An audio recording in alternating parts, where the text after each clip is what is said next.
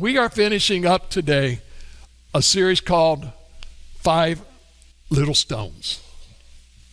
All about David and the life of David and all that was going on in his life. And so this morning, let's just start with a little prayer that I've got for you.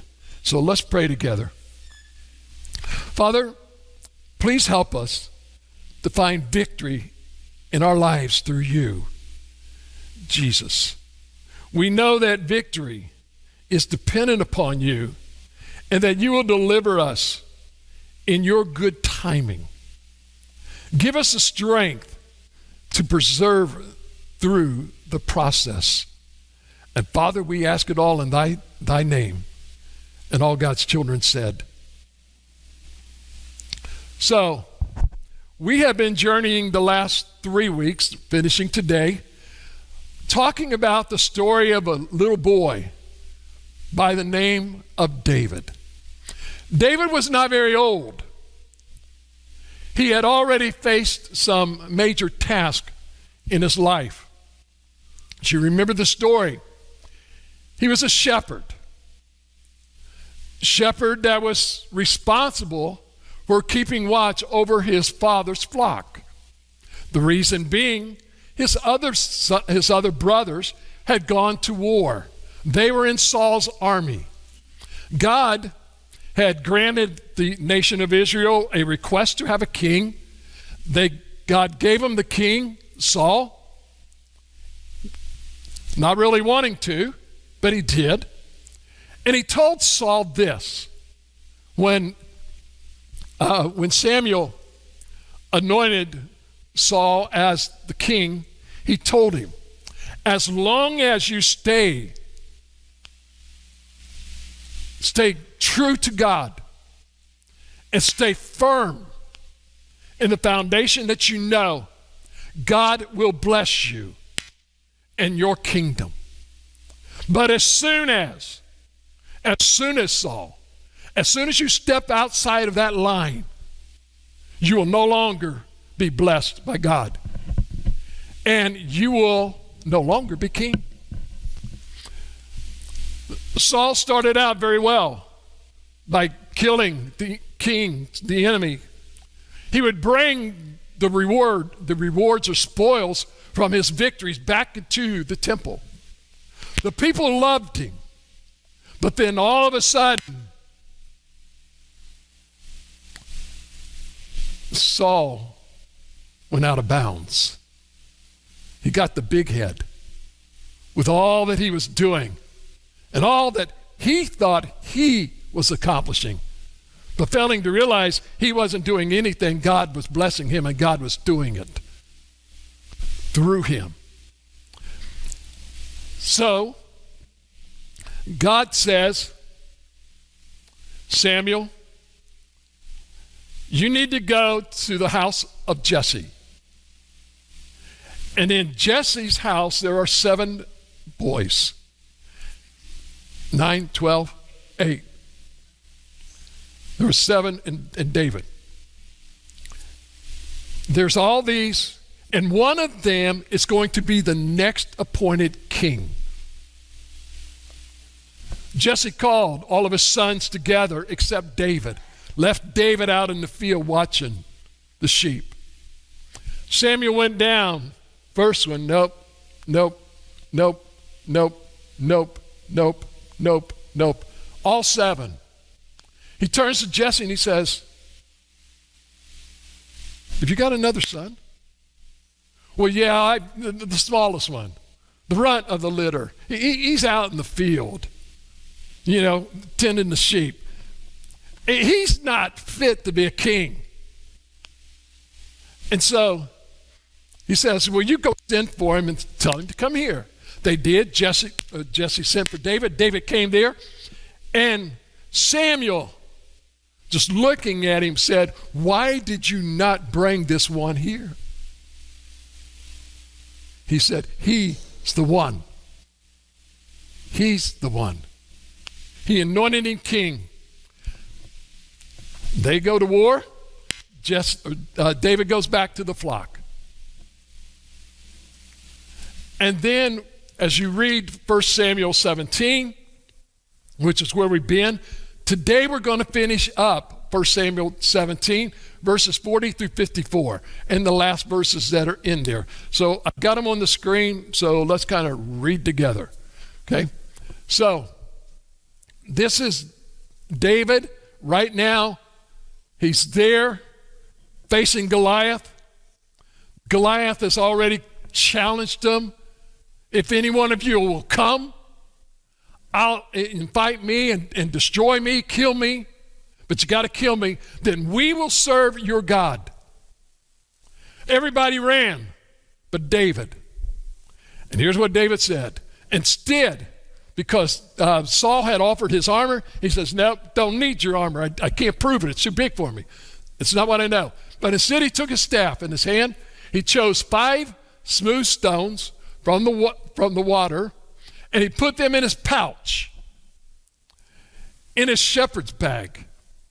Then, with his sling in his hand, he approached the Philistine. The Philistine came closer and closer to David. I mean, it wasn't coming closer to David so David could see him. He could see him already. He's coming closer and closer because it's like this. Have you ever seen something in the distance? And you look at it and it's like, okay, no big deal. And then it starts getting closer to you. And then you start realizing it's just getting closer and closer and closer to you. You finally realize, oh man, that's my mom. She told me to be home a half an hour ago. When she was far off, I really wasn't too worried. But now that she's getting closer and closer, I can see the expression on her face, and that's that expression that only a mother can have.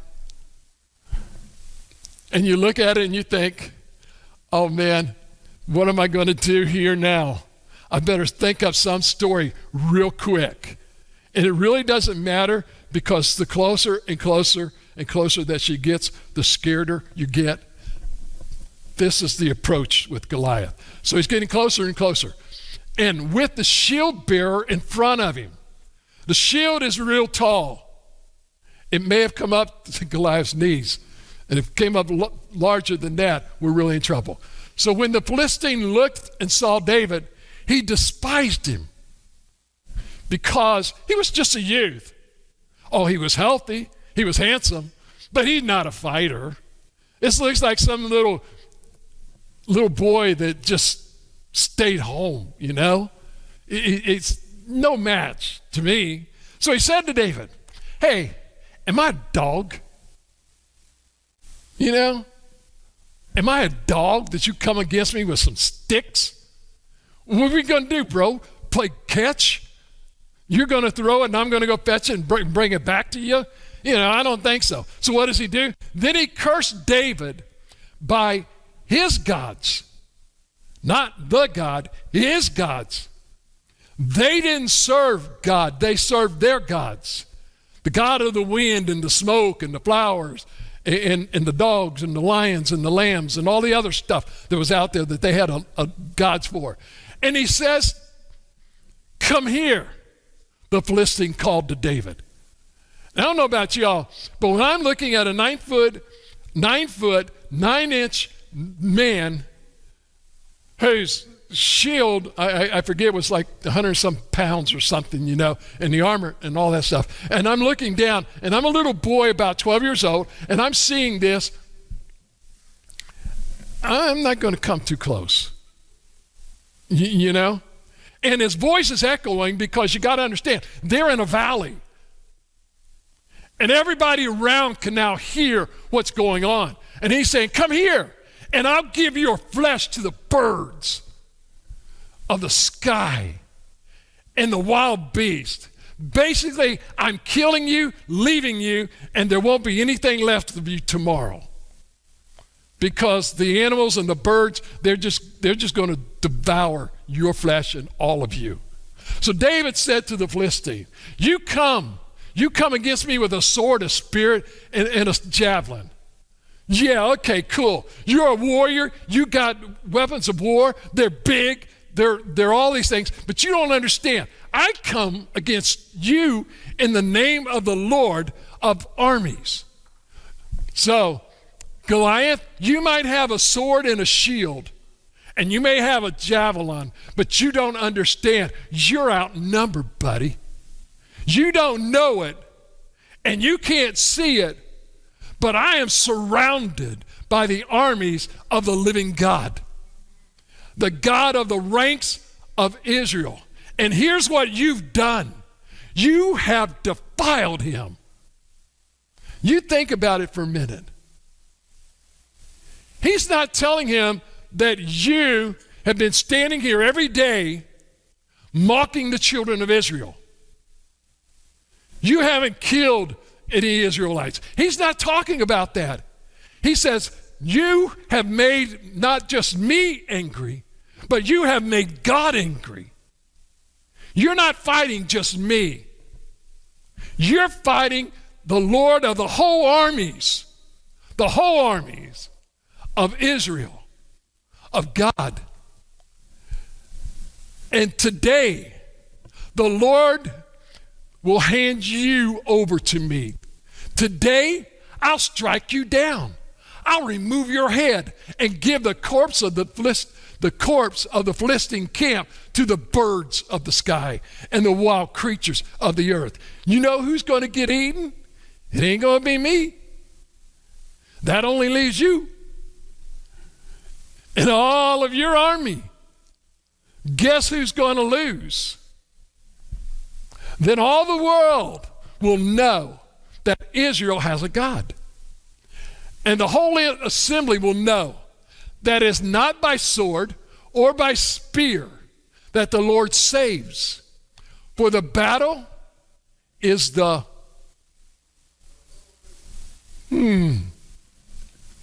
and he will hand you over to us. So when the Philistines started forward to attack him, David ran quickly in retreat. He didn't give him a chance to see his back. He wanted him to see his face that had no fear, but his face that demonstrated, I am not afraid of you. I will attack you head on. Because why? I've got the protection of God. Not a sword, not a shield, not a javelin. I've got 5 rocks and a sling, but that's all I need. So what did he do? He ran quickly to the battle line to meet the Philistine. David put his hand in the bag, took out a stone, slung it, hit the Philistine on his forehead. The stone sank into his forehead. You think he did that by himself? May I say something to y'all? Whenever you are with God, and God is with you, and you use whatever it is that God has equipped you with, it just doesn't hit and glance off. It sinks in.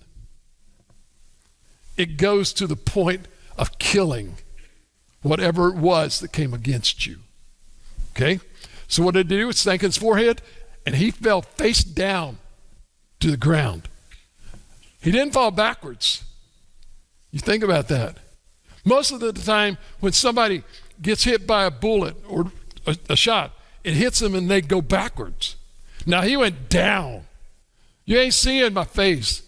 You're seeing my back. Knowing that God does the impossible. So what happened? David defeated the Philistine with a sling and a stone. David overpowered the Philistine, killed him without having a sword. David ran, stood over him. He grabbed their battle cry, chased the Philistines to the entrance of the valley and to the gates of Ekron. Philistine bodies were strewn all over the Shamron road to Gath and Ekron. Hold on. I thought he only killed Goliath. He did what? He picked up their battle cry thing. What did he do? He stood over him. He pulled it out from his sheath, used it to kill him. Then he cut off his head. When the Philistines saw that their hero was dead, they fled. The men of Israel and Judah rallied. Now they're okay. We'll go fight them now. Shouting their battle cry, chased the Philistines to the entrance of the valley, to the gates of Ekron. Philistine valleys was strewn all along the Shamron road to Gath. And Ekron and Gath is the place that when you read, that's where they were all from. And when the Israelites returned from the pursuit of the Philistines, they plundered their camps. David took Goliath's head, brought it to Jerusalem, but he put Goliath's weapons in his own tents. Do you understand what he did? All of a sudden, he becomes the leader of the army, which now becomes a major, major problem. Because everybody now started saying, Saul has killed hundreds, but David has killed thousands. And the king gets jealous. So, I don't know about y'all, but yesterday we went to watch our grandsons that are playing baseball. One is a coach pitch, and the other one is where the kids pitch. And if you've ever been to a Little League game when kids pitch, you're there for a while. They kind of remind you of the Cincinnati Reds. They know that there's a plate there somewhere 90 feet away. It's just getting the ball to it. And when they get it to the plate, it looks like a big beach ball where the other team can hit it. Okay? If you don't believe me, ask Mark. He was at the game yesterday and watched again as their bullpen falls apart. Okay? So when I played baseball, I pitched. I played every position except catcher, okay? But I was the little kid. First year that I played, I was the little kid that got stuck in right field. And if you ever played first time, they always put the worst player on the team in right field, okay? Because generally nobody could ever hit it that way. And so the person in right field generally was the person that just kind of sat there and picked the grass. And somebody would yell at you and say, hey, it's 3 outs, you can come on in now. You know, and so you go on in and everything. But during my first year, we had, I was 10 years old, and back then, you could actually play from age 7 to age 12 all in farm league. If you tried out for Little League and didn't make it, you didn't have to no longer play. If you were a 10 or 11-year-old and you didn't make Little League, you could stay in farm league. And so there were some kids that were 11 and 12 years old, okay? I was 10. And it's my first year to play. I just played sandlot ball at home and stuff. So anyway, make a long story short, eventually they asked me, could I pitch? And I said, I don't know. I can throw the ball.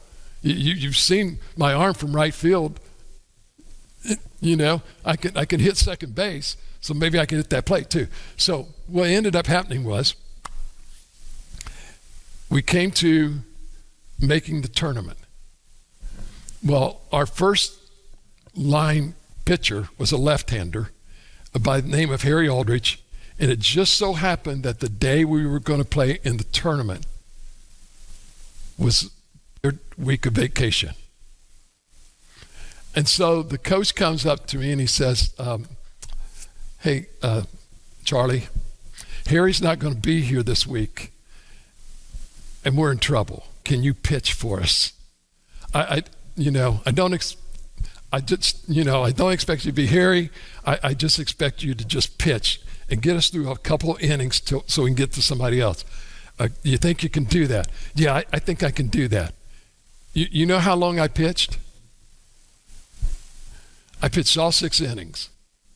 You know what I did? I won.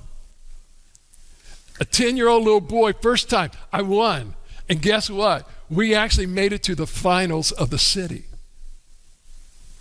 with me having to pitch while he's on vacation. That was my thing, my moment that said, you know what? You can actually do this. You can actually play. And so the next year I moved up into Little League and into Babe Ruth and got to continue to pitch and everything. And so when I go to watch my kids play and all this stuff, and I watch how they teach these kids to pitch, I'm looking at them saying, they will never make it. Their arms will be shot before they even get into high school, because these guys have no clue of how to throw a ball because they're all trying to throw it unnaturally. Okay, so anyway, that's my David and Goliath moment. Okay, and so what happens is this, that we need to take the response of David and let's apply it to our lives, okay, when we do this. So the sermon this morning is talking about how to grab victory in your life and what to do with it. The very first thing that you need to understand is this: the enemy is coming after you no matter who you are, no matter where you're at, no matter how much strength you got. He will always attack you until the day you die. But let me say this: every one of us are not defeated. We are victorious, every one of us. We may not think it, we may not feel it, and sometimes we don't realize it. But can I tell you something? When you become victorious, what does the enemy do? Yeah, he's already fighting against you, but what happens when you overcome the enemy? Yeah, when David defeated Goliath, what did the rest of the Philistines do? They ran. Can I tell you something? When you've got God on your side, which is your 5 little stones, ladies and gentlemen, whatever it is that you need, he is giving you and equipping you in that pouch that contains your 5 little stones. And when you use the weapon that God has provided you with, he will attack the enemy and defeat the enemy. And guess what happens? Satan can send 500 angels or demons, don't call them angels anymore, call them demons, against you. And as soon as you defeat the first one, the rest of them are gone. What we do is we give resonance, thinking that we can't do it, knowing that, number one, I can't do it. The very first thing that I realized a long time ago is anything that comes against me, I cannot do anything. But I can do all things through Christ, which gives me strength. When I'm depending on myself, when you're depending on yourself, you are going to fail. Guaranteed. Guaranteed. I will give you a money-back guarantee that is a lifetime guarantee, that anytime you try to come against Satan by yourself, you will be defeated. It doesn't matter. No matter how little, no matter how big, you will always fail. But what we need to do is, when we defeat the enemy, ladies and gentlemen, we're defeating their champion. You know who their champion is? Satan. When Satan came against Jesus and he found out he couldn't defeat him, he had to go away. Jesus got opposed with him. And when he did, he defeated him and he left. Now he came back and kept coming back and kept coming back. And he will come back again, because he doesn't realize that when you are depending on God and God is giving you strength, then he is going to defeat him. The one thing that Satan will learn is that God is always right. When in the final battle, Jesus defeats him completely and entirely. You need to understand something. Back in November of 2020, 87 million people. Now, I don't know if they were real or fictitious. 87 million people looked to a guy 80 years old to be their Savior that was going to bring them out of this sham that this previous president got us into. And they looked for him to be able to bring them into prosperity, more wealth, greener whatever. And my question is this: we are now in the worst recession that we've been in 40 some years. It's getting there. Gas has doubled in 2 years. Wages, they've gone up, but they haven't kept up with inflation or the prices of everything. I'm watching more and more stores close. More and more restaurants close. And all of these people are all upset. Because why?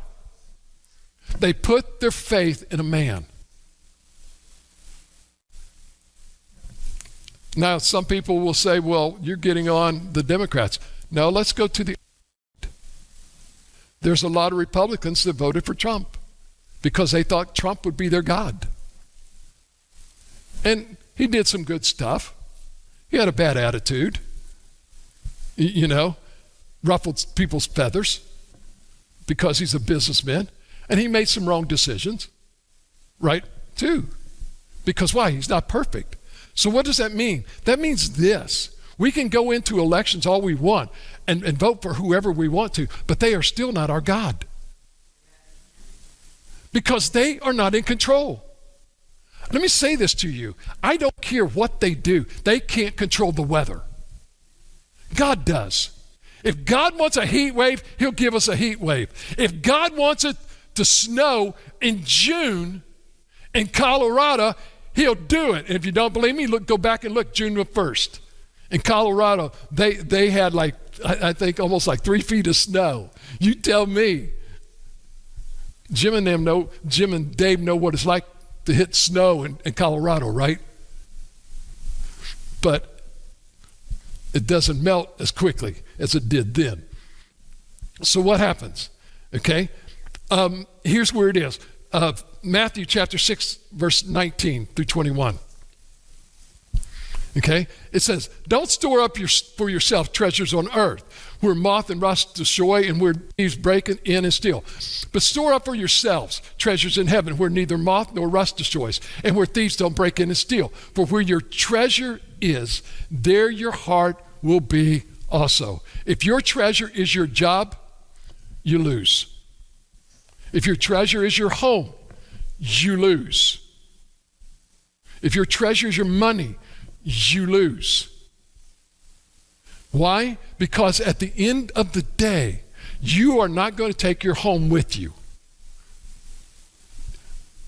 In heaven, you may be doing a job that you never thought you would ever do in your life. Man, I hate going around cleaning things up. Well, guess what you're going to do in heaven?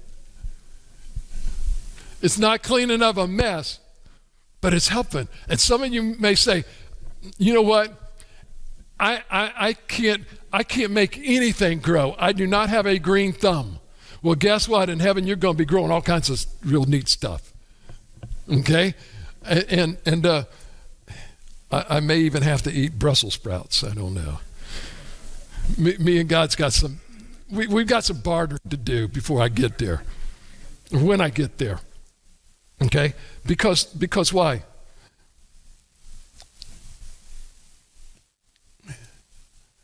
This world is going to change. It doesn't matter. It's changing every second. It's changing. I heard, first time I've heard of someone actually being honest. They were talking about, COVID and how they're wanting to bring back the mask and bring back this and bring back that. And they were asking him, what do you think? And he said this, and this is the truth, that COVID's going to be with us forever. It is not going away. And guess what? When you go get your flu shot and your pneumonia shot every year, guess what you're going to get? A booster. They're going to recommend that you get a COVID booster. And it's like, today there are some people don't get the flu shot, some people don't get the pneumonia shot.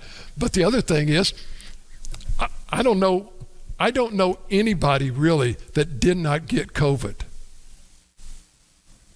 Some people say, well, I never got it. The problem is, the reason they don't think they got it because they never experienced the symptoms. Because some people got sick, some people did not. But it's everywhere. And there are still some people that's going to go around the rest of their life wearing a mask, even though they tell you that the mask doesn't do anything for you. The mask that they're giving us does not filter out an airborne virus. It's just not equipped. You've got to have a special type of mask, not the kind you get that are worth a nickel. So it's all there. So what's going to happen is this. So I need to put my trust in somebody that's going to be consistent and always there. And guess who that is? My treasures are in God, not in others. Romans chapter 8, verse number 28. Look what he says. We know, and this is the one thing that people don't get. We know that all things work together for the good. I hear people stop there. Okay? They stop there and they say, I know all things work together for the good.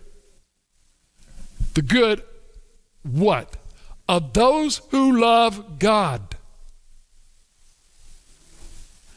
I read on Facebook, a lost person, their life is falling apart, and a Christian gets on there and puts this statement, hang in there, have faith, it's all going to be all right.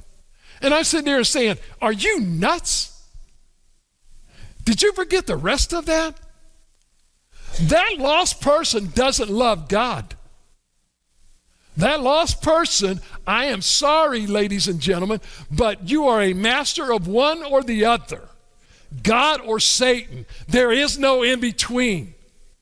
And if you don't love God, how do I know that I love God? Because I am called according to His purpose, not mine. I am not out to see how much I can achieve.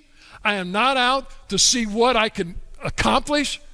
I am out to do whatever God had planned for me to do when He decided to create me.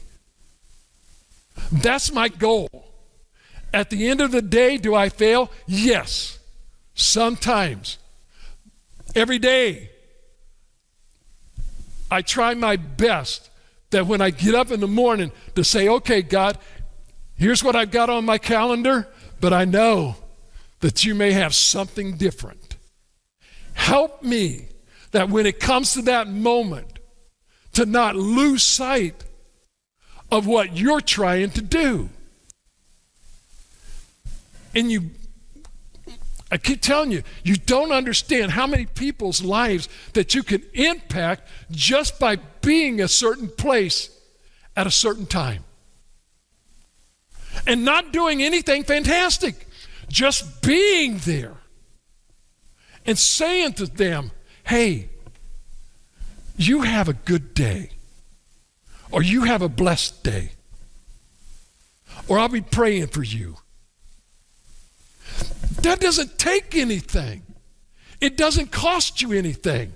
But yet, the rewards of that, it is not payable. It's just phenomenal what God does.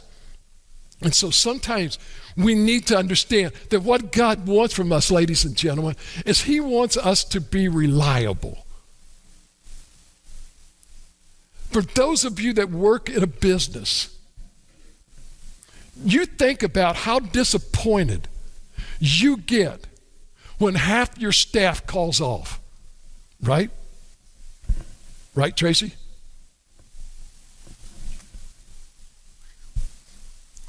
I mean, you're depending on those people to do their job.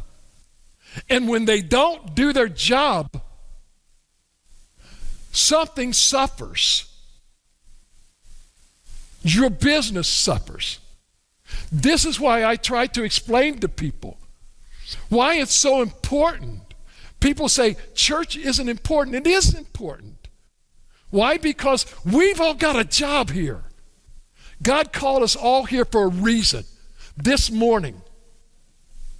It may not be that somebody in our midst is lost.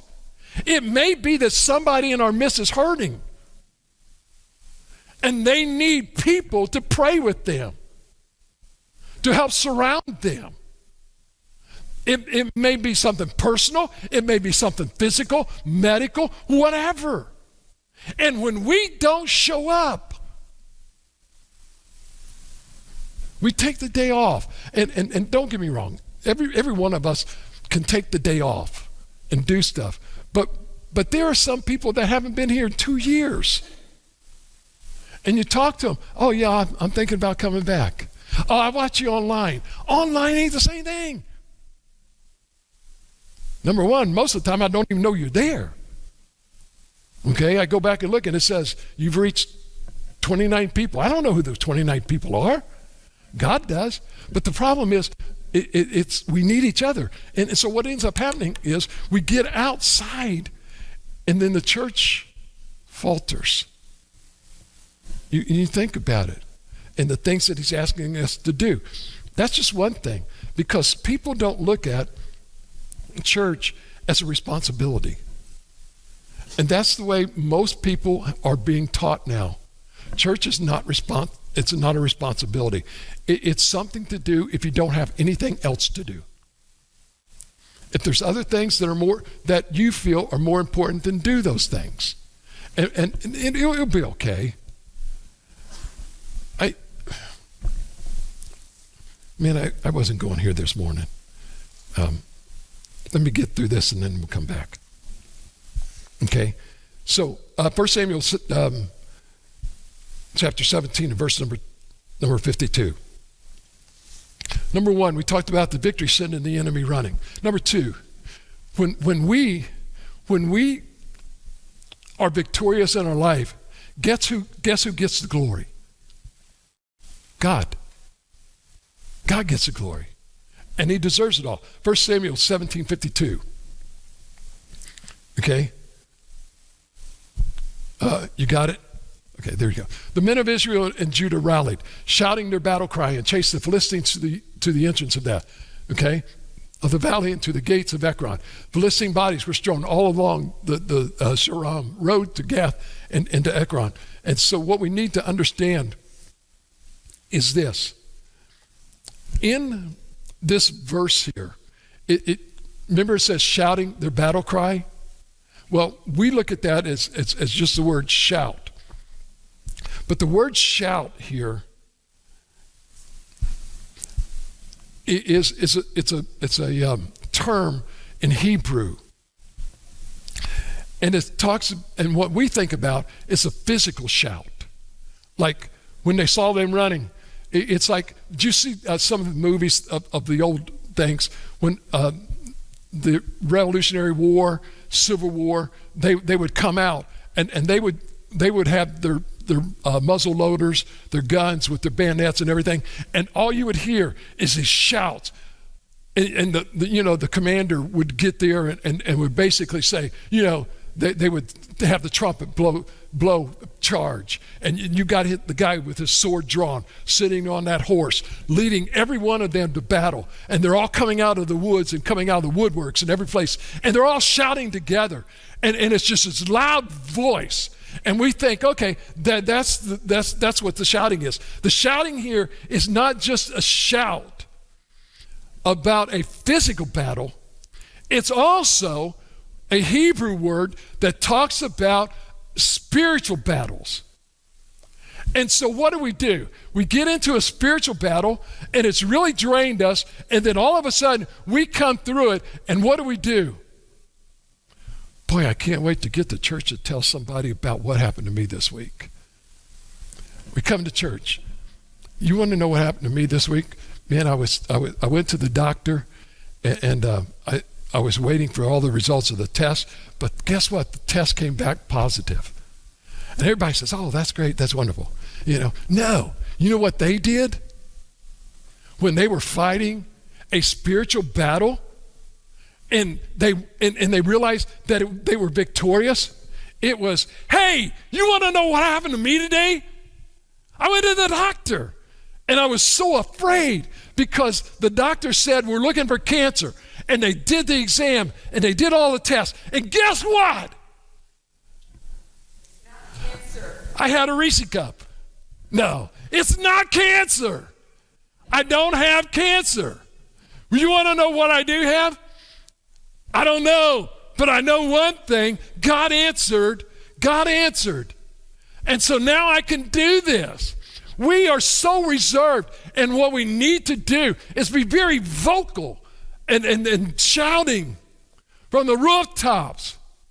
God is victorious. God is great. We just walk around like, I want to tell you about my God. He's so good.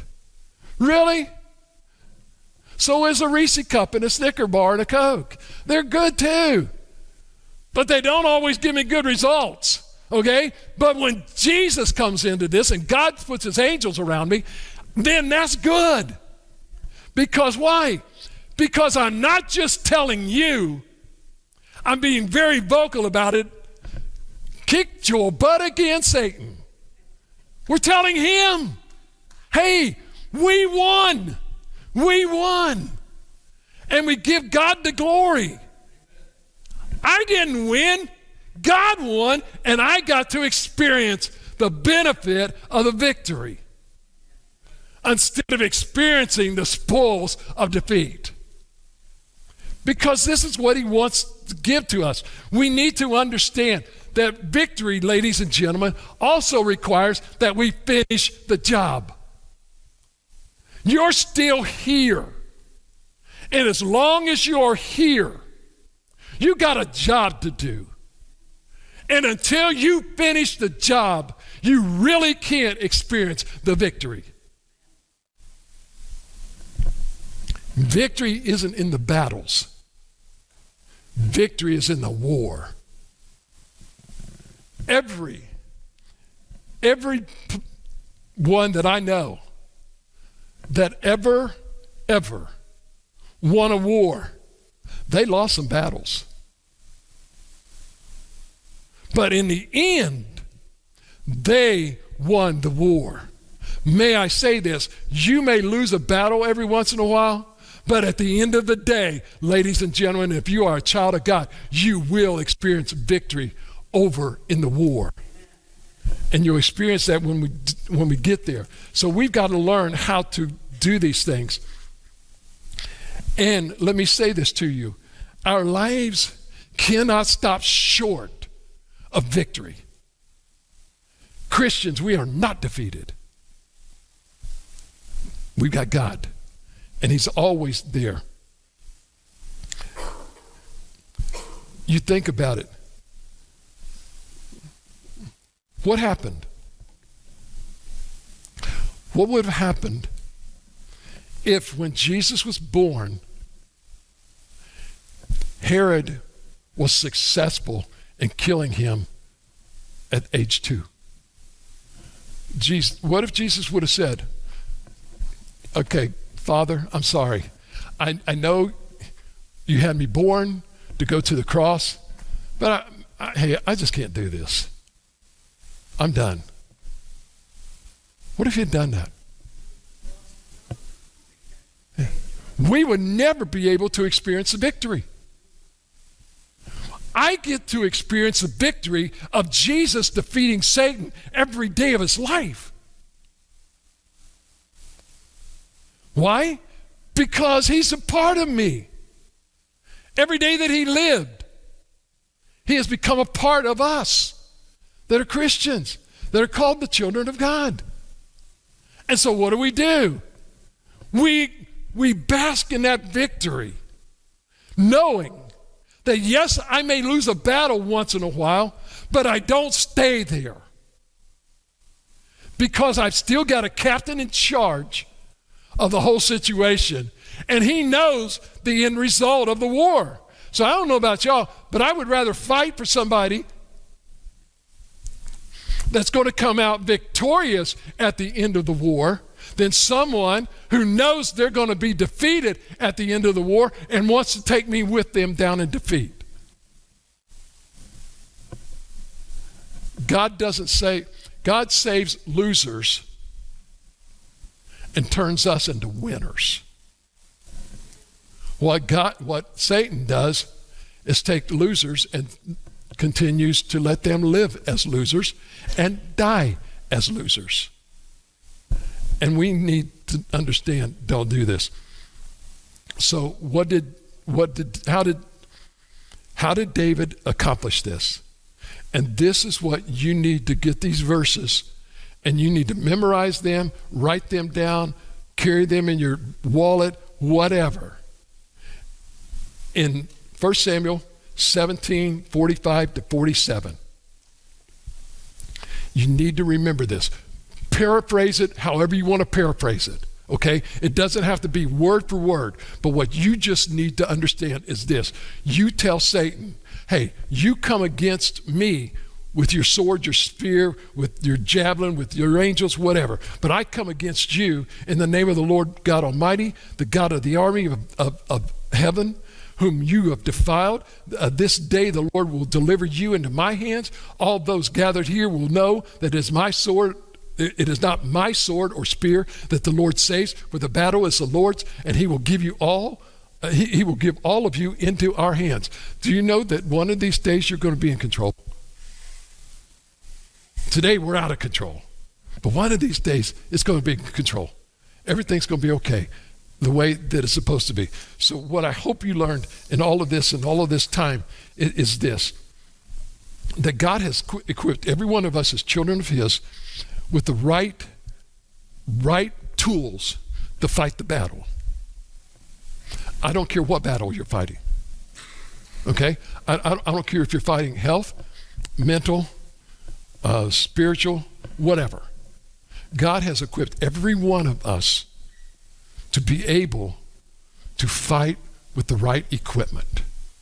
Now, some of you, it might be 5 small stones, okay? Because some of you maybe are called to gather other people under your wings and mentor them and help give them strength, okay? There are some that are meant to be leaders. There are others that are meant to be fighters.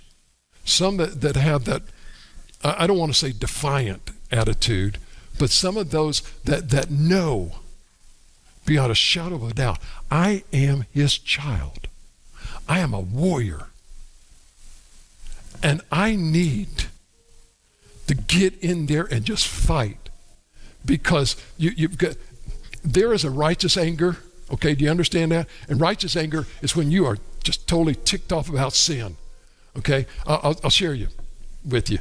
This is the one thing that has got me so fired up right now more than anything else. And that is this. I don't know how much that you follow the news, and sometimes you shouldn't because it's depressing. But sorry about this, Jason. Okay. Pizza Hut. Pizza Hut has a book program They've had it around for years. And they have these books that they give out to small children, okay? And what they do is every year they would recommend a book for the kids to read during the summertime. And once you read that book, you would turn that back in and show that you've read it, and Pizza Hut would give you a coupon and a certificate for reading these books, okay? And those were always built on the values and stuff that were there to learn. Pizza Hut this summer, their book now is about children trying to pick their gender. And y'all shaking your heads. But do you know what age kids are being taught now to check off gender? 3. Preschool. 3 years of age. You do not have to be qualified or quantified or statistically put into this category of male or female or other. Okay? I don't know where the other came from. The only other that I know that is not male or female is an angel. And I ain't seen none of them yet. And little kids. They're not. We're not born angels. But the problem arises is this. Now they're saying, well, we don't understand why kids are out here killing each other all the time. Well, you want to know why? Because we don't teach kids the value of life. They're playing games like Pac-Man. What did Pac-Man teach you? It's okay to gobble up stuff, okay? Not kill something, you know? Or take a gun and shoot somebody. And so what do? We fight these wars, we fight these things on video games. And kids, that's what they watch. And when you start filling your mind with this all the time, it's hard for them to determine what is real and what is not. And then what are we doing? We're now saying, well, it's this fault and that fault. No, it's for 2 years, we locked our kids up in their homes, not letting them go to school, and now we're wondering why they're having some mental issues. Well, duh. Come on. How stupid do they think we are? That we're some little dumb animal that's just going to take and listen to everything that they say as gospel truth. No. It is time, church, that we take our kids back. And I'm not talking about your kids that you've already raised. I'm talking about the kid that lives next door to you, down the street, whose mother and father is non-existent, or they don't even know who their mother and father is because there's been somebody in and out of their life and they're only 5 years old and they have no idea which one is their dad because they don't even know if he even stuck around. You know, it's just crazy. And yes, am I fired up? Yes, because it irritates me when they start talking about mental health for children. The children shouldn't have mental health. They should be out playing and not worrying about stuff. You know? Let a kid be a kid. But no, we're listening to some crackpot expert that's never had a kid. Really? That's like somebody that's never being married tell me how to stay married. That's dumb. Or that's like somebody lost telling me how to act as a Christian. They have no clue. They don't know. This is what I'm saying. We've got to understand, ladies and gentlemen, we are not people to just roll down and play dead. We're victorious people, and it's time we act like it. Not to make people mad and upset, no, but to tell them the truth. What's the Bible say? The truth will set you free. And it's time that we set them free. Will we lose some friends? No, because they probably were not your friends anyway. They just wanted you to help pat them on the back and make them feel good. So my question to you today is, How fired up are you? We're victorious with our 5 little stones in our pouch. That's all we need. God, you've given it to us. Help us to use it and use it right. So this morning, as we finish up, will you come?